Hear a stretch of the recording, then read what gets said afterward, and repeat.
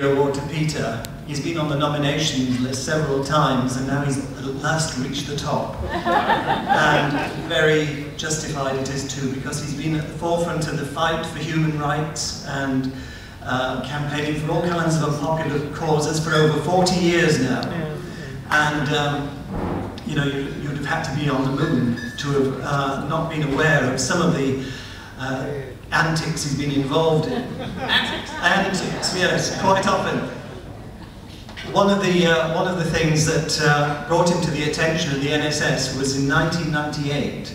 He climbed into the pulpit of Canterbury Cathedral while the Archbishop was in full flow. He'd been trying to get the Archbishop to say something about gay rights and he wouldn't, so he thought he'd confront him there and then.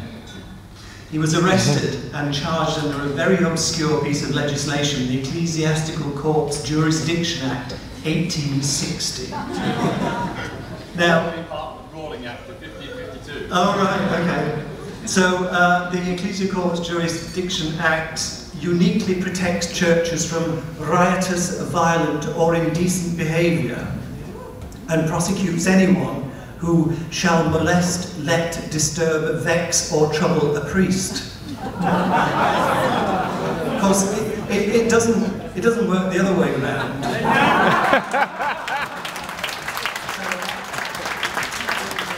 Anyone who's being molested, lettered, disturbed, vexed or troubled by a police have got very little redress, mainly because they're probably hiding in the Vatican now, immune from international arrest warrants.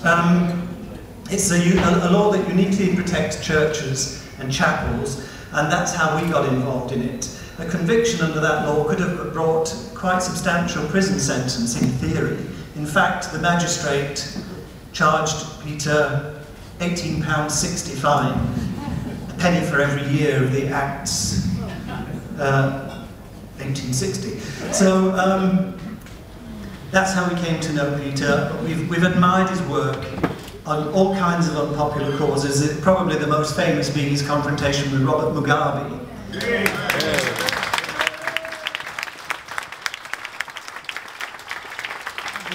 Zimbabwean tyrant who that confrontation ended with Peter being beaten up rather badly, and I think he's still suffering the effects of that. He's also been beaten up in Russia, and he's been beaten up on the tube and on the bus and outside his house. So this is a man of real courage and somebody who we're very pleased to honour with this award today. Peter.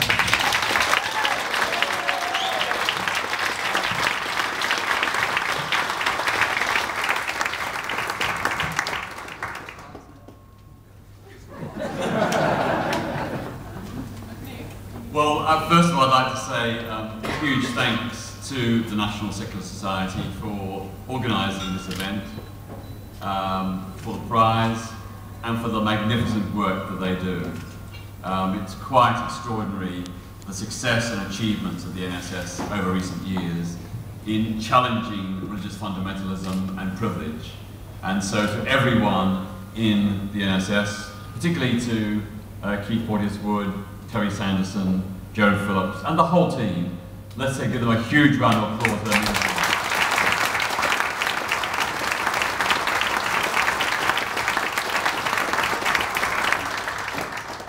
I'd also like to pay tribute to the many secularists and humanists in countries around the world who are challenging religious obscurantism and tyranny. I think in particular of some of the people I've worked with and supported in countries like Nigeria, Malawi, Uganda, and so on. These are people who are often challenging religious fundamentalism in circumstances of great personal danger. And people like Leo Igwe in Nigeria have suffered personally, them and their families have suffered personally because of the courageous stand they've taken against the religious organizations who are duping people, terrorizing people, and who do not support human rights. So please join me in giving a big vote of thanks to secularists and humanists around the world who are risking their liberty and lives to defend humanitarian values.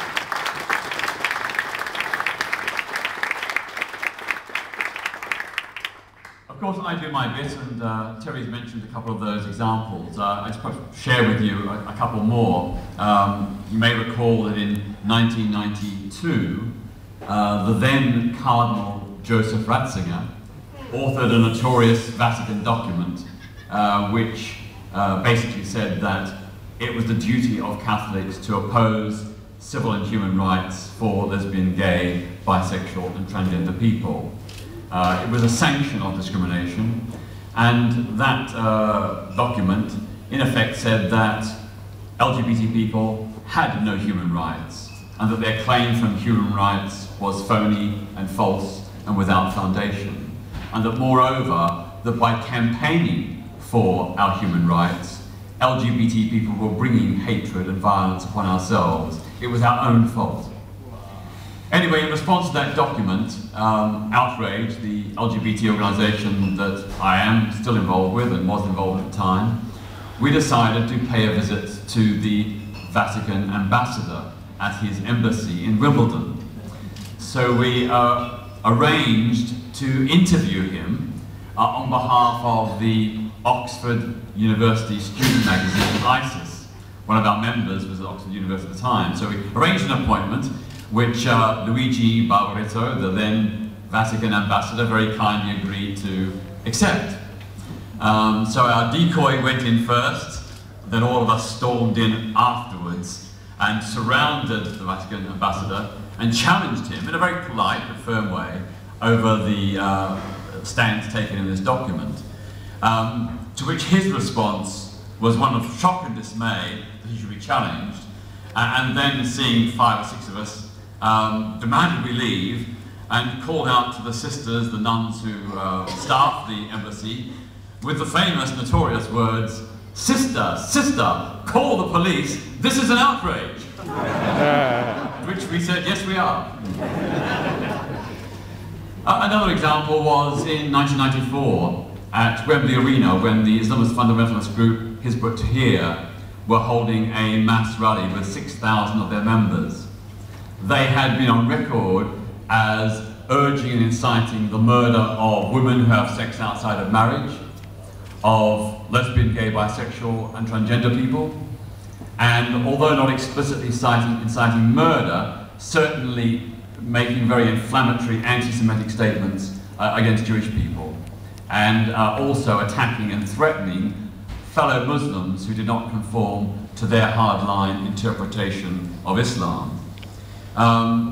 6,000 of them, we tried to get a broad coalition of people to go and protest, but unfortunately only Outrage was willing, and even then only 6 of us were willing. We turned up outside their rally to be surrounded by hundreds of them who openly threatened to track us down and kill us. The police listened to this, did nothing, but arrested us for having on our placards just a restatement of what Hizb ut-Tahrir were saying.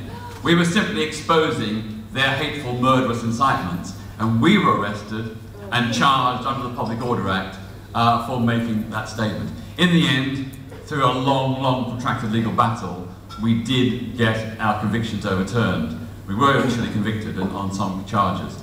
But you know, the fact that we had to go through that indignity while those people who were saying things that were clearly criminal incitements to violence and murder, they got away with it. I think it shows how even in Britain today, or in 1994, but I think still again today, we have a problem when it comes to the license with which religious fundamentalists are often granted.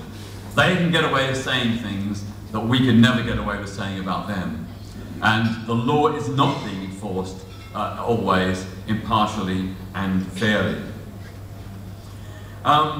In terms of the global picture, because I work on a whole range of different human rights campaigns spanning this country and around the world, I would say that worldwide, organised religion is today the single greatest threat to human rights and equality.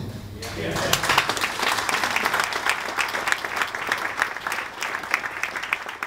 We see that in the role of organised fundamentalist religion in attacking the rights of women, LGBT people, and people of other minority faiths.